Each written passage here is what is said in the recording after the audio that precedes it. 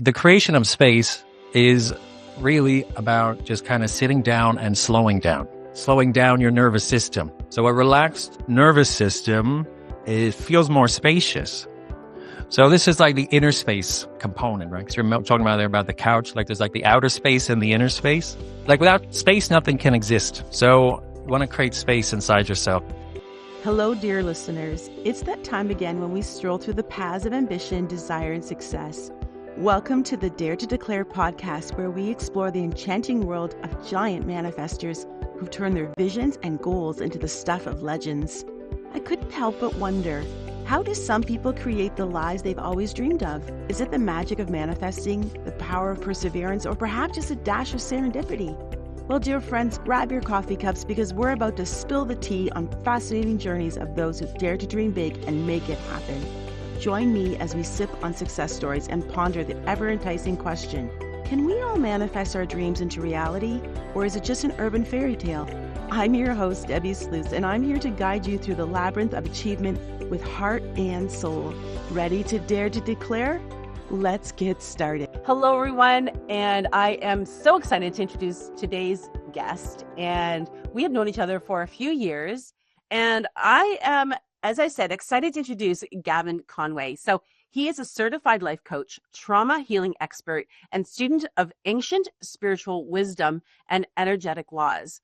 Gavin has been following personal growth teachings for 15 years and has been life coaching since 2019.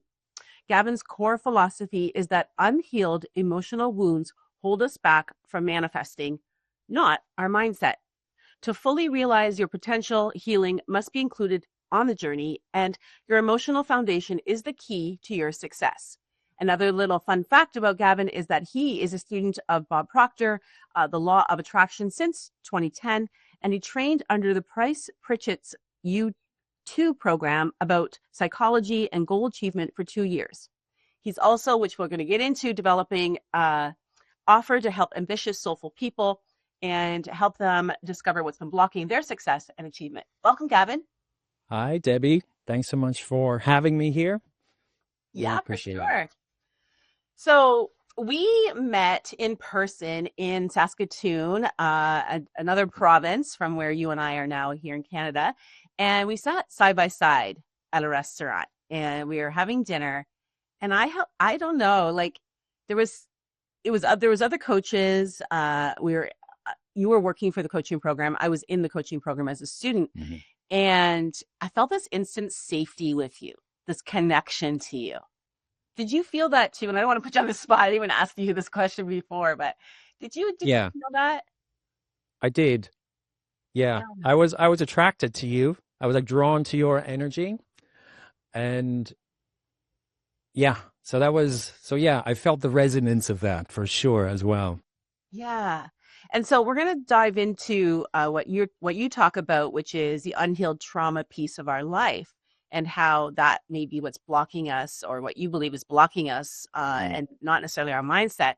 And so my listeners, if they've been following along, they know I've shared that I was sexually abused by my grandfather when I was a little girl, and into, not tweens, but a little bit older as well. And just wonder if you feel that perhaps, is that an attraction? Like, do you feel that when you meet other people who have experienced trauma in their lives, that there is an energy connection? I would say this, there's always trauma in the room. Like there's always trauma there. So it's not like it's way more common than I think people would even realize, right? So I don't know if the answer is yes or no on that. I haven't really thought about that before, to be honest. But like my heart goes out to people. I know that, right? So yeah. So I guess I'm an empath, although I don't really identify as one, but I would say that I probably am. Right. Yeah. Yeah. I know. I think that too, like I am not either. And yet I'm very aware of energy. Yes. Yeah. Good energy, bad energy, or soulful energy. And Mm-hmm. it's like when I can feel, like people call them old souls, and it Yeah. feels, and I think that's what happened to me as a child, is that I lost my childhood because of the trauma, and because I became aware of my being a child through the trauma. I was like sort of almost out of body, where I was like, huh, look at you, adult. You're making really bad decisions. I don't really understand all this, but I know this isn't right. And it was like I was on like in more intelligent than the adult, that they weren't aware that I was aware. Mm-hmm. And I feel like that gives you the sense of being an old soul, and that it's like it awakens like this deep wisdom within you. Yeah. Yeah. Uh, like as you say that, I feel it,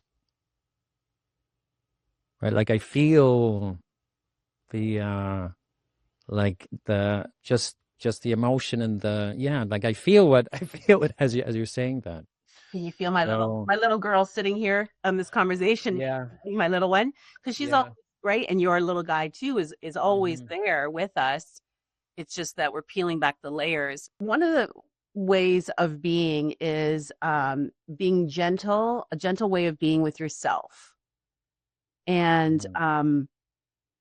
can you talk more about how we can be, and maybe that we are not gentle with ourselves?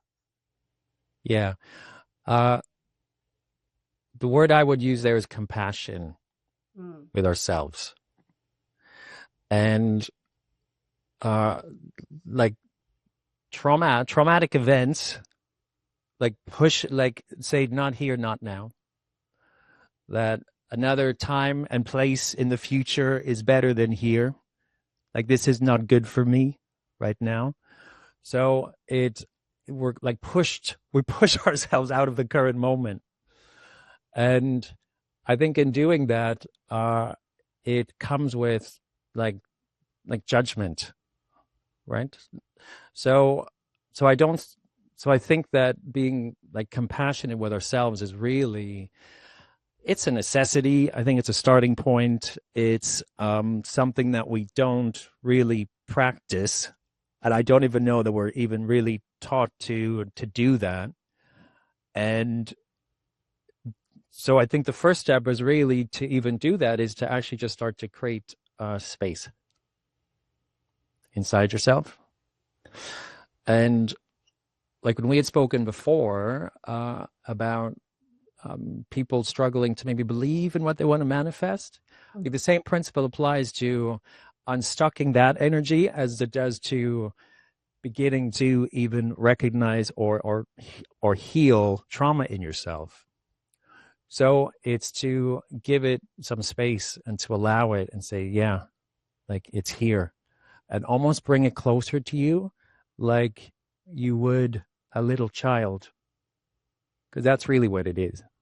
It's like the defense mechanism of of a little child. So to treat yourself like you would a 4-year-old or a 3-year-old, or even like a little like infant.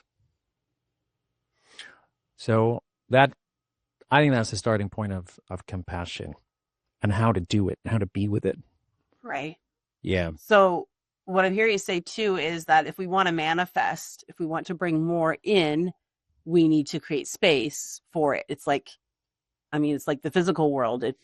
If you want to bring, more beautiful items, you want to bring a new couch in your home, you can't just put it on top of the other couch. Like you gotta Yeah. take the ratty couch that's, been beaten up by your animals out of your Yeah. house, to let the new one in. So can you give some practical ways of space, like clearing space, and as you said, drawing your little one closer? What does that actually look like?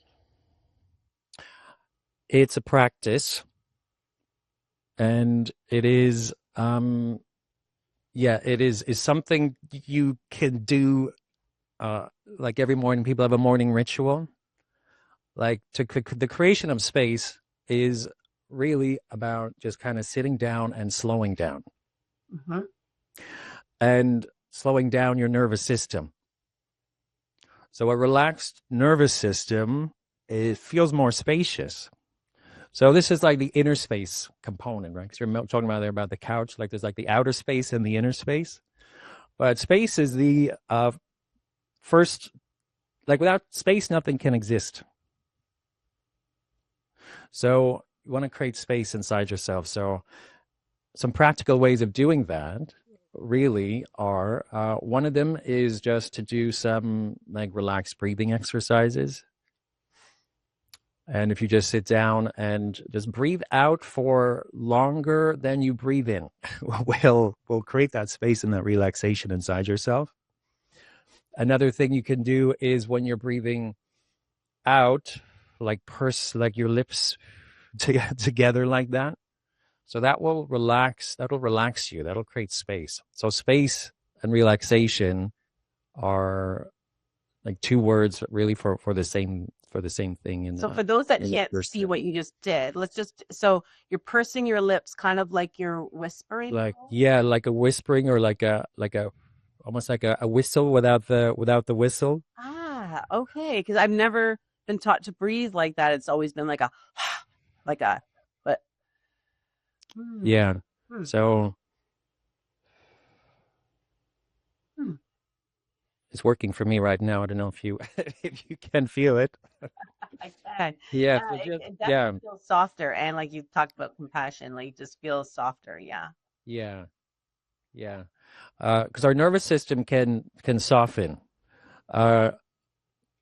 I had a beautiful gift like 18 months ago where my little nephew was born, and I got to go to the hospital when he was 4 hours old and hold him. And I've never held a baby that small before. And I could feel myself just like, you just sort of relax. You just totally soften yourself when you think of like holding a baby. Mm-hmm. It's the same thing with yourself. Yeah. I feel like you just relax and you soften yourself. So from a like nervous system regulation scientific kind of perspective, like nervous systems feel each other, right? And when you pick up a vibration from somebody, what vibrating is the central nervous system. Like that's what you're feeling. So like they sense each other, and the nervous systems is what creates that sense of safety inside yourself. So if you had a childhood a bit like I did that felt kind of volatile and unstable and, like all that kind of thing, you have to hold yourself, like you hold that tension. Because if you think of it like your parents are, like think of it like you're in a hammock and you get to relax in the hammock. And as you're like relaxing in the hammock and your parents are there, like there's like a feeling of safety. But if the parents aren't there for whatever reason, they're not able to give you that safety, you have to create that yourself. So it creates an energy in you that can feel stressful, and you're holding yourself. And later in life, you feel like you're holding yourself back. Got it. So those are like the foundations of, I would say, becoming like a master manifester. So it's about then giving yourself now what you didn't maybe get when you were younger, like to have that practice of giving that to yourself now. Because I think so much in personal development is like, you gotta go, you gotta go. And I think it's very masculine in its energy, right? Very kind of like finger wagging and do it or don't do it. And it's all your fault. Yeah. But it's not your fault. Right. Yeah. So like to start to give yourself that compassion and space and like relaxation is the first principle in manifesting, I would say. It's actually the first principle of creation, because without space, nothing can exist, right? So that's how you begin the manifestation process. Right. I would say. So how do you, let's even go back a step further from that, because when people are unaware, like, and that was me for most of in my 30s and 40s until I crashed, that I was just unaware that I was carrying like you said, I had been doing this myself. And my parents would joke actually that I would actually say that I do it oh self. Like that's what I used to say as a toddler. I Oh, really? oh yeah. I was like Like so self-taught. independent, Pardon? very independent. Oh yes, yes. Yeah. And that served me until it didn't. And Mm. so walking around unaware that I was holding myself, but just kind of holding myself, like duct taping myself, right, to try to keep the pieces from falling off, and to really let the what I was worried that people would see the true version of me, and who was afraid, who was an imposter, who was trying to, you know, uh, people please, like for some of those other kind of terms, and because I really just wanted to fit in, I just wanted to be loved. And I was walking around unaware of that until I worked with a coach, and we pulled the thread back to my adoption, and realizing, oh, right, this idea of abandonment, even though I wasn't, but I had that sense, and I was unaware. And then just even my parents' response when I arrived at their door, and how I was always told I was this raggedy baby. And so I just had this identity of being raggedy, and I'm Wow. walking around trying to dispel this self-image of being raggedy and abandoned into my 50s. Like, wow. Mhm. So is there a way that you can help the listener, that if hopefully they're younger than me, but it's never too late to, how do you go from aware or unaware to aware, and that they can discover this? Well, uh, we don't. Here's the thing about trauma, if I can put it this way. It's something that's been pushed out of our consciousness. It's been pushed into our physical body. Like it's there. It's like a physical reality inside yourself, but you don't feel it. But you'll see symptoms. Mm-hmm. And some of the uh, symptoms that are key indicators, if I could call it that way, like there's a repetition compulsion. It's called, like things just repeat themselves. You feel stuck and you don't know why. And it's because it's all unconscious. And there's a piece of insight that I love. It says, well, what's unconscious is destiny. Like it has to play out. The pattern has to play out. So I think the first step is to become aware, and even begin to recognize, maybe even through this conversation, for anyone who's listening for the first time, it's like, if there's something that just is this pattern in your life that won't shift, I would say, I'm going to be bold and say, there could be a trauma there, right? Uh, yeah. So look for the pattern. I know one of the things that you said too was stop fighting against yourself and respect the resistance. Yeah. Tell me more about that. Um, everything is for you, Mm. right? And what I mean by that is that everything inside you is for you. So it was to protect you at one point. It was to give you what you needed because it wasn't in the family system, right? So that becomes your compensation. Like it's the thing you go to when things get difficult. So it was a very, very loving act. The thing that created the resistance, right? So now it's resistance, but before it was agency.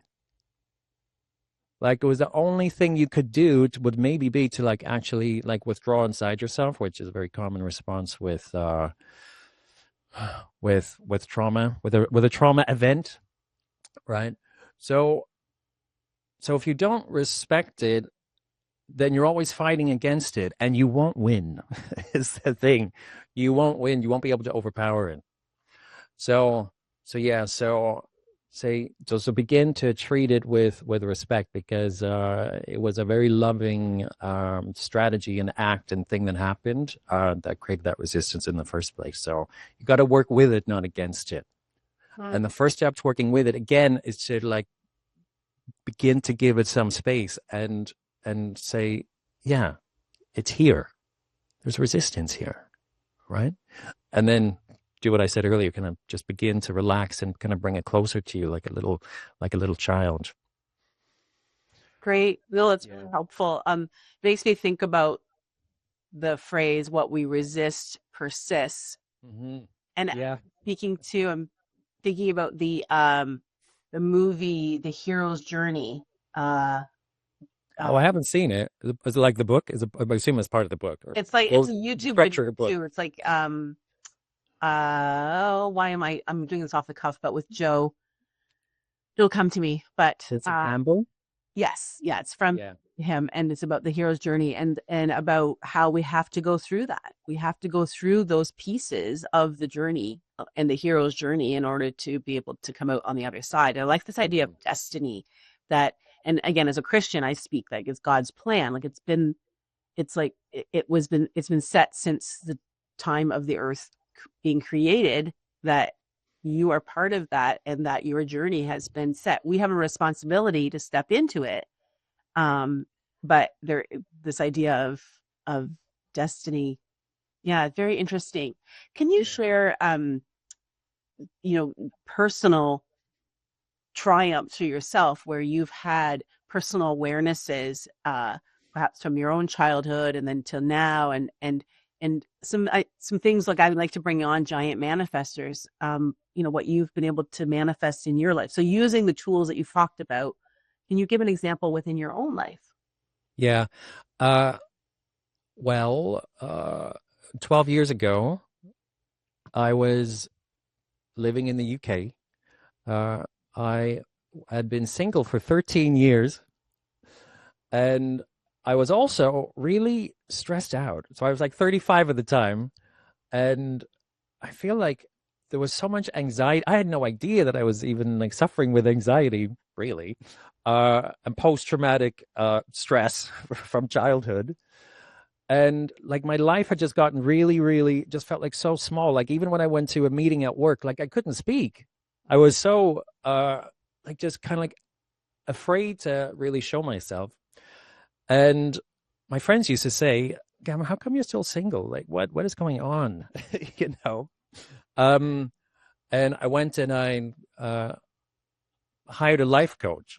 And through that process, we did some work like inner child work and kind of went back. And I uncovered a belief that I was unlovable, that I didn't deserve it. Mm.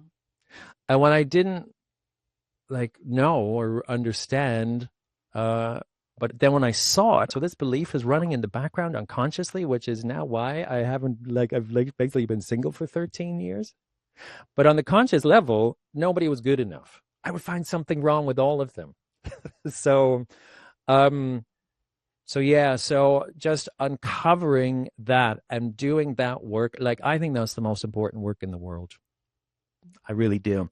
So here I am now. So 2 years later, I did find love. And here we are now, 11 years later, we're still together, me and my partner, Danny. And so it's just the same process, but the same process I think also just applies to when you're trying to grow your business or trying to manifest something. Like you have to look and see if there's that long-standing pattern to take a look and see like there's something else going on, so when you free that, I think you free yourself. Right. Right. And you talked earlier about the symptoms. And so you were able to work backwards, it sounds like starting with the symptom of still being single. So the repetition of, oh, I'm still single. And then, getting curious about, well, why am I finding something wrong with every single person? So those clues led you back to saying, okay, there may be something going on here that I'm not seeing, that's in my blind spot. Like, what do I not know that I not know? Like, and then getting that expert help with a life coach. And it's so interesting that you and I both had that through using a life coach, which is interesting that we are both life coaches now because we know Yeah. how important that work is and how I'm getting emotional actually, just life transforming it is, when Hmm. you can shift from being blind to what subconsciously is going on. And like Bob Proctor would say, your paradigm, right? Would you use that Yeah. language, paradigm?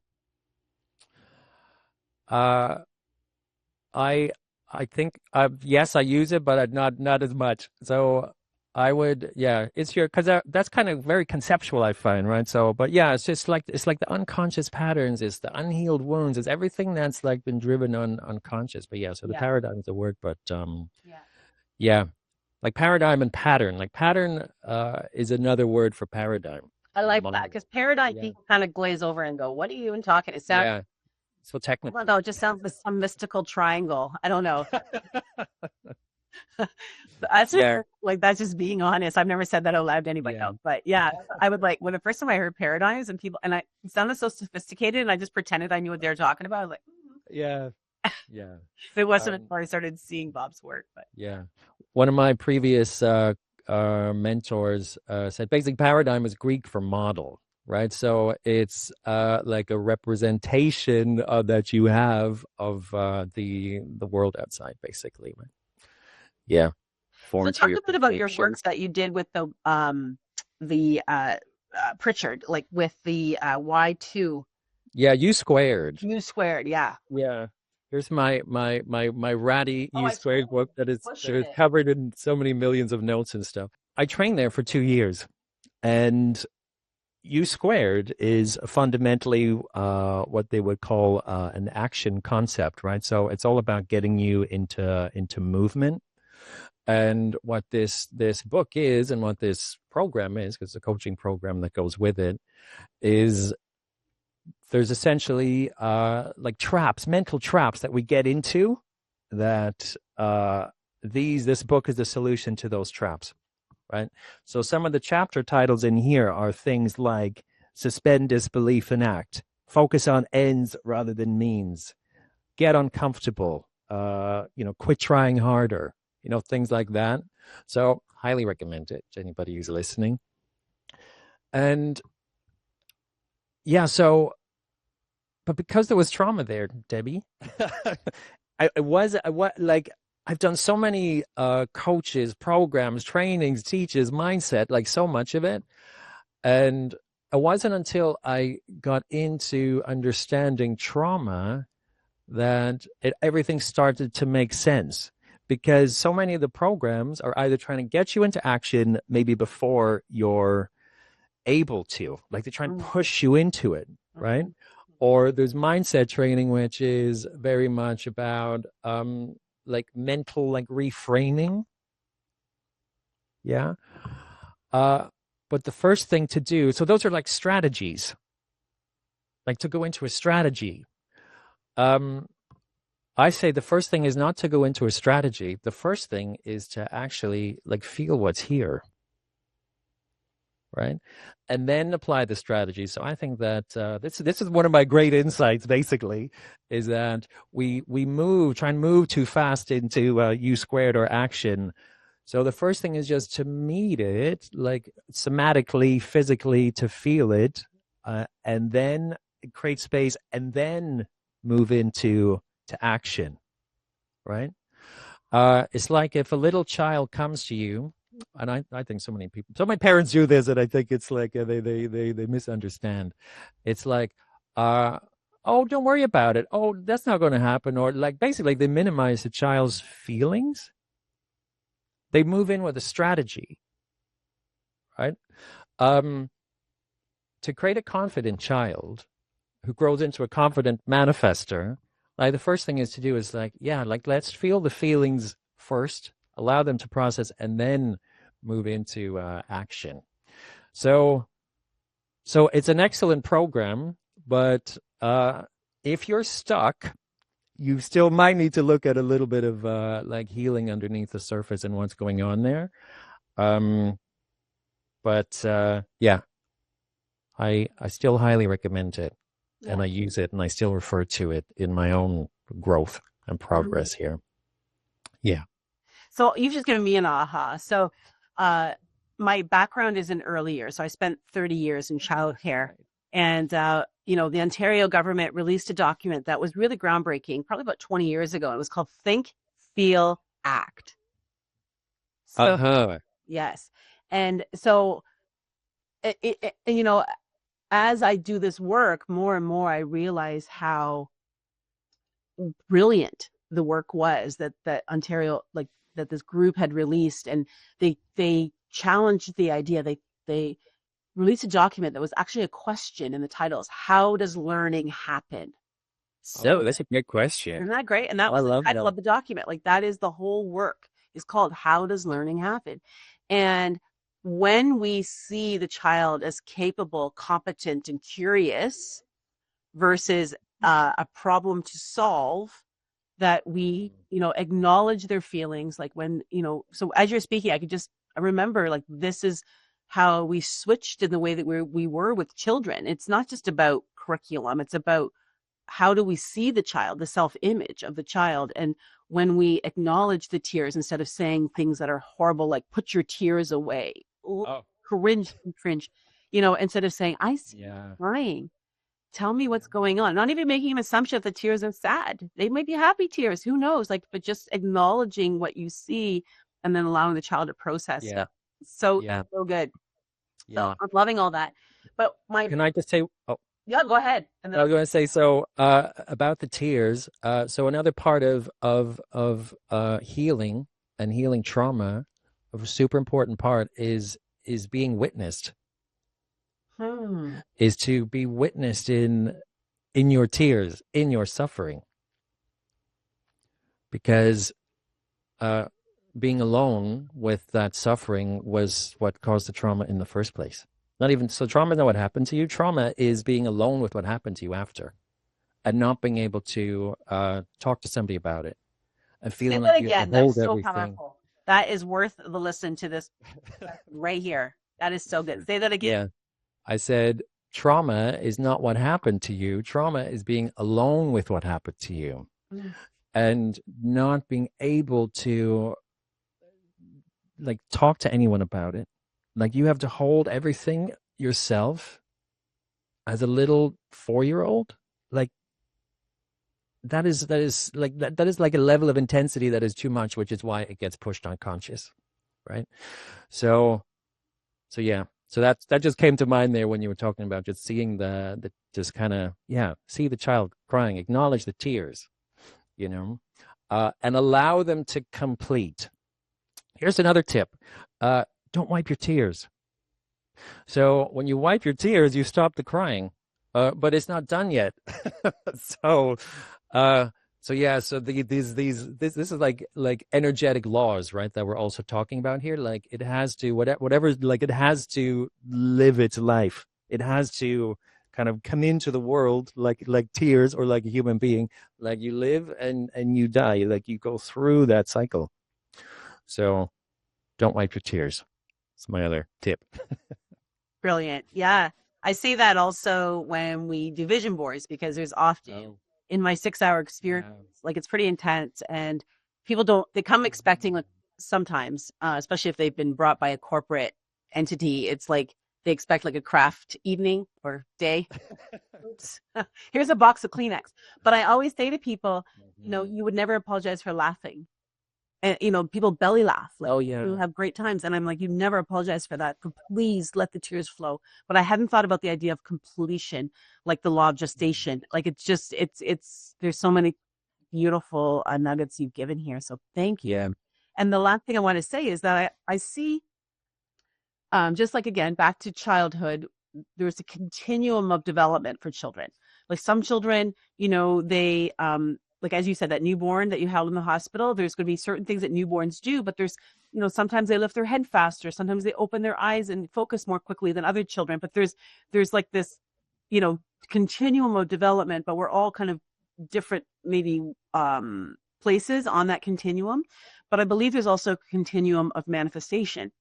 And I hadn't thought about putting the trauma healing at the front.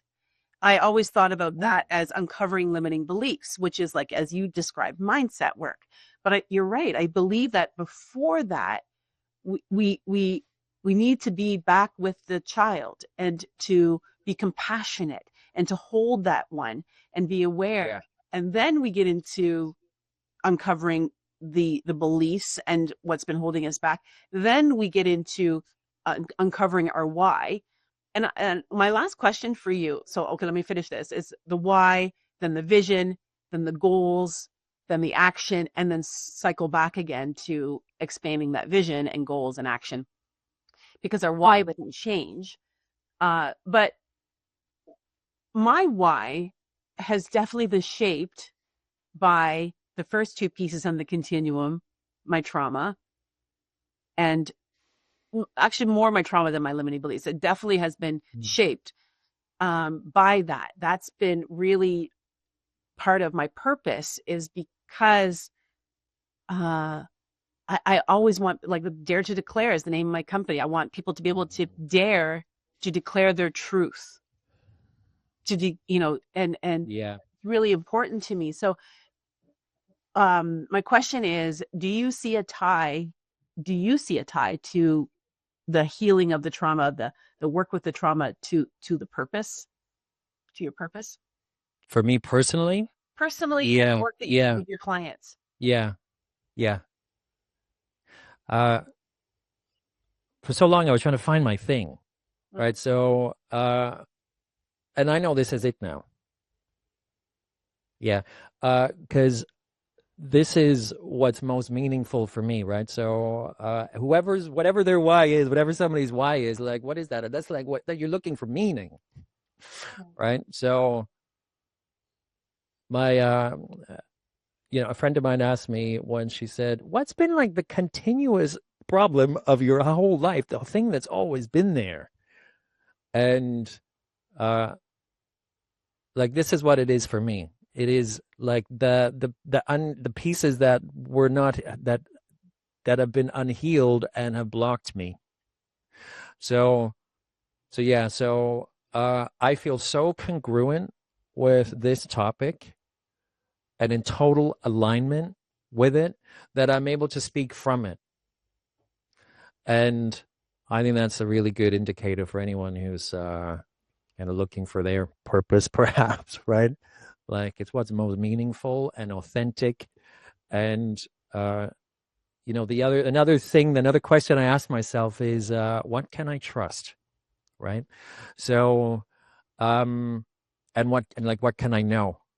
So, with so much personal development, I think we may be asked sometimes to kind of like reach to something that somebody else believes, but we maybe don't quite believe it yet, and it causes a conflict inside, and we're not able to manifest then, right?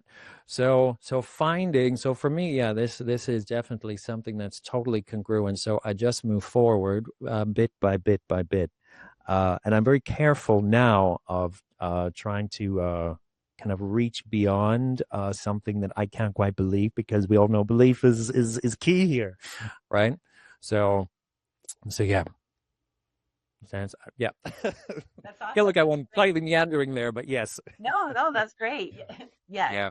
So as we finish up here, we alluded to it earlier in your bio around your offer. So how can people work with you, connect with you? What's the best way?